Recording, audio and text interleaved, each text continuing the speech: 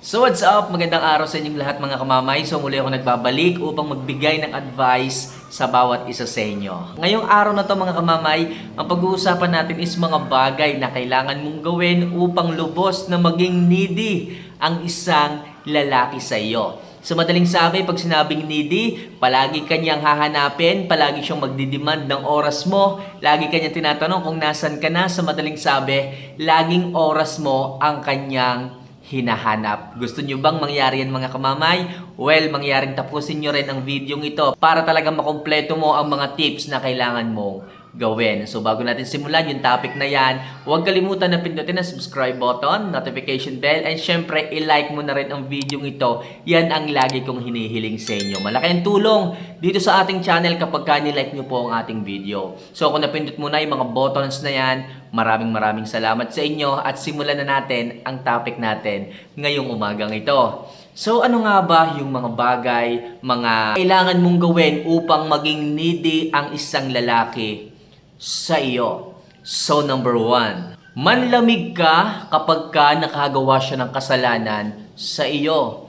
Oo mga kamamay, huwag mong malalampasin yung kanyang mga ginawang pagkakamali sa iyo. Kailangan magtampo ka, kailangan manlamig ka. Sa madaling sabi, maging cold ka sa kanya once na nakagawa siya ng pagkakamali. Sapagkat ang isang lalaki ay maa-alarm.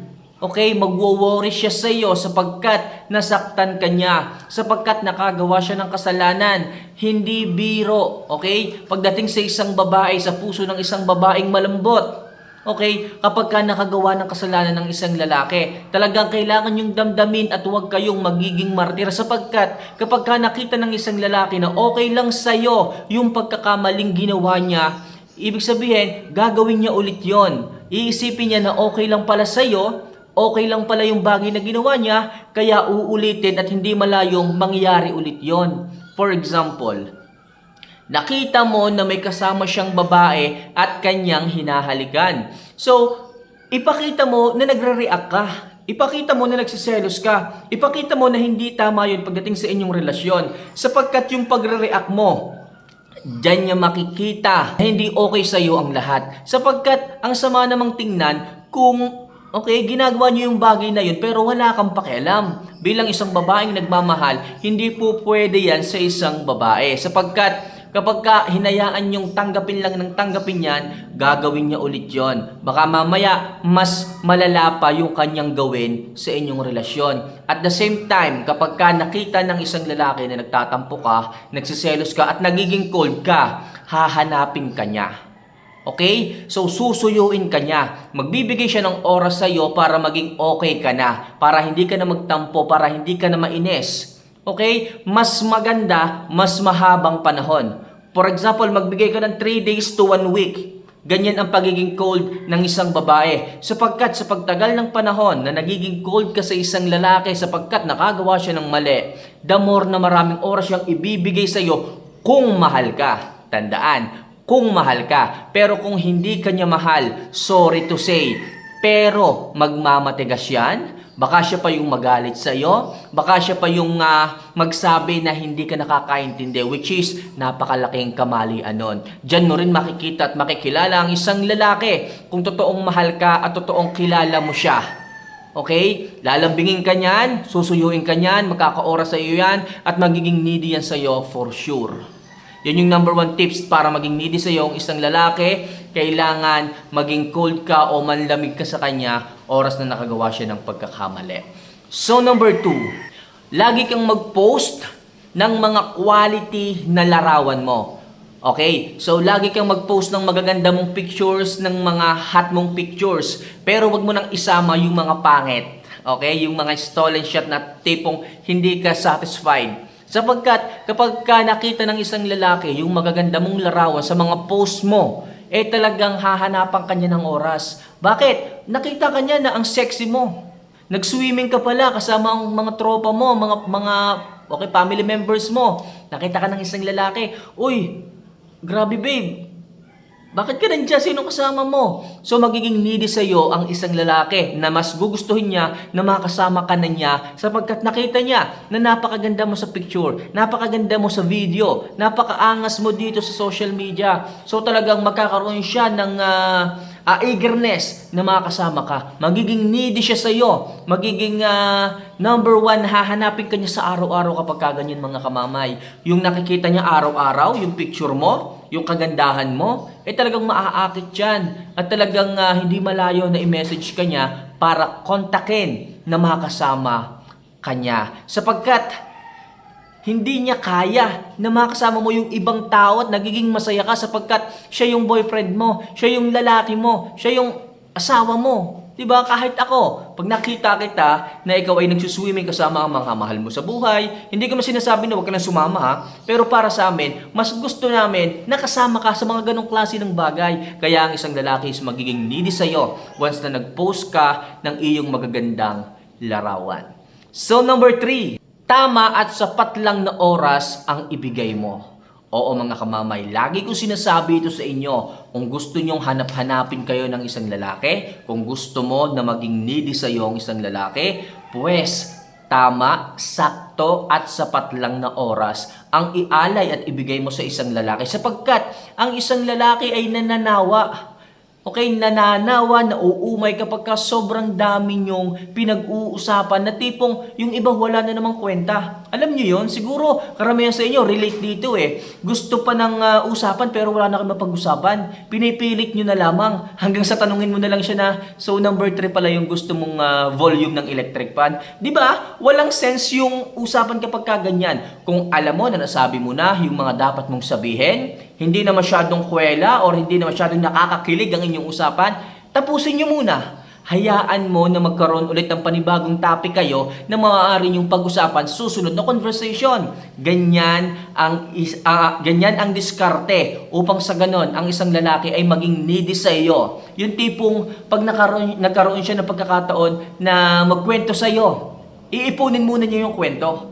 At kapag ka nakausap ka niya, doon niya ngayon sasabihin yung mga kwento na naipon niya sa loob ng isang linggo o ilang araw. Para sa ganon, dire-diretso yung usapan, balikan lang kayo ng conversation, hindi yung ikaw lang palagi nagkukwento, siya naman yung hindi mo hinahayaang magsalita. Pangit din naman ang conversation na ganon. Kailangan sharing of ideas. Balikan ba, meron sasabihin, may sasagot, meron kang sasabihin. Ganyan ang quality ng conversation. At kapag ka ang isang lalaki ay nainip, na boring sa paulit-ulit, na usapan ninyo na wala namang kasense, maghahanap yan ng iba. Okay? Mag-search yan ng ibang kausap na merong thrill, na merong sense, na masaya, na kwela, na hindi boring na kagaya ng pinag-uusapan ninyo. Kaya mga kamamay, hayaan nyo ang isang lalaki na naunahin ang kanyang mga ginagawa kung alam nyo na ang inyong usapan ay hindi na ganon ka-interesting. Okay? Para sa ganon, maging needy siya sa iyo kapag meron na siyang bagong sasabihin sa iyo. Okay? So next, huwag ka laging unang magpaparamdam. Oo mga kamama, yung ibang mga babae dyan, tinatamaan. So shoutout sa inyo. Yung pagising nyo sa umaga, alas 4 ng madaling araw, hanap nyo kagad yung cellphone. Nasaan yung cellphone ko? Nasaan napalagay? Natakluban lang pala ng unan. So, hahanapin nyo agad para i-message agad yung lalaki.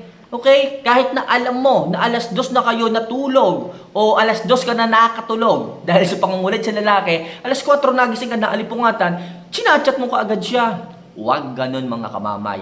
Huwag laging ikaw ang unang magpaparamdam, especially sa umaga. Hindi magiging needy sa iyo ang isang lalaki kung lagi mong ginagawa yan. Gawin mo na magpa-miss, gawin mo na hanapin ka. Paano gagawin yung kamamay? Syempre, huwag kang uuna ng pagre-reply o ng pagte-text o ng pagme-message sa kanya sa umaga. Hayaan mo kahit abutin niya ng alas 12 ng tanghali, huwag kang magparamdam. Nasasanay kasi ang isang lalaki kapag ikaw palagi yung nagpa-first move eh. Okay? Okay lang sana kung good morning lang isang good morning. Hindi. Nung nag-good morning ka, sunod-sunod, 5 ka agad. Naku po, mauumay ang isang lalaki. Sasabihin niyan, eto na naman, pipindot na naman, sobrang daming re-replyan. 'Di ba? Obligado tuloy ang isang lalaki na mag-reply kaagad sa inyo. Kaya sa halip na mag-reply sa inyo, pinipili na lang nilang isin ang message ninyo at matulog na lamang. Ang dami mo kaagad na tanong na isinende. Huwag ganun mga kamamay. At huwag nyo rin uugaliin na mag-first na magparamdam sa kanila sapagkat nasasanay ang isang lalaki na ikaw ang hinihintay sa ganyang klase ng bagay. Subukan mo na minsan din ikaw ang maghintay ng kanyang message at dyan mo rin malalaman kung mahalaga ka sa isang lalaki. Sapagkat ang isang lalaki ay nagme-message sa isang babae kung ikaw ay mahalaga para sa kanya. Pero kung ang isang lalaki ay nagre-reply lamang dahil sa nagme-message ka, ibang usapan na yan. Baka napipilitan lang ang isang lalaki sapagkat unang-una nahihiya sa iyo.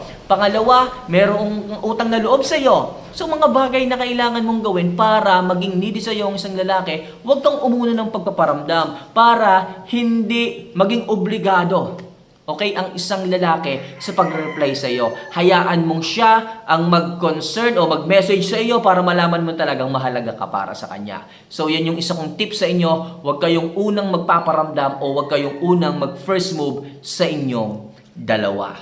So next, higit sa lahat, huwag mong kalilimutang mag-self-improve. Napakahalaga nito mga kamamay. Kailangan, huwag niyong aalisin sa inyong sarili na magpaganda, na mag-ayos, na magpa-sexy, na i-improve lahat ng bagay sa sarili ninyo sapagkat yan ay nakikita ng isang lalaki. Para maging needy sa iyo ang isang lalaki, kailangan maganda ka, nag-aayos ka, nag-self-improve ka.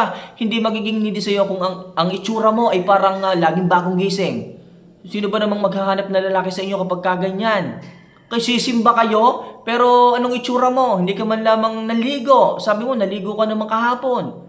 Diba? So, paano gaganahan ng isang lalaki? Paano gaganahan ng isang lalaki na isama ka sa kanyang mga lakad at paano siya magiging needy sa'yo? Kung lagi kang ganyan, kung ang itsura mo ay hindi mo maalagaan. Buhok na nga lang, hindi mo pa masuklay. Hindi ka na nga naligo. Hindi ka pa nagpalit ng damit. So, paano mga kamamay magiging needy sa'yo ang isang lalaki kung ganyan ka?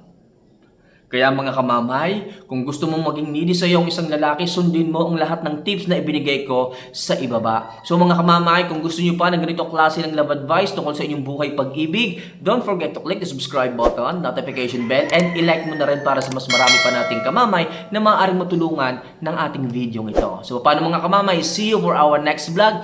Paalam!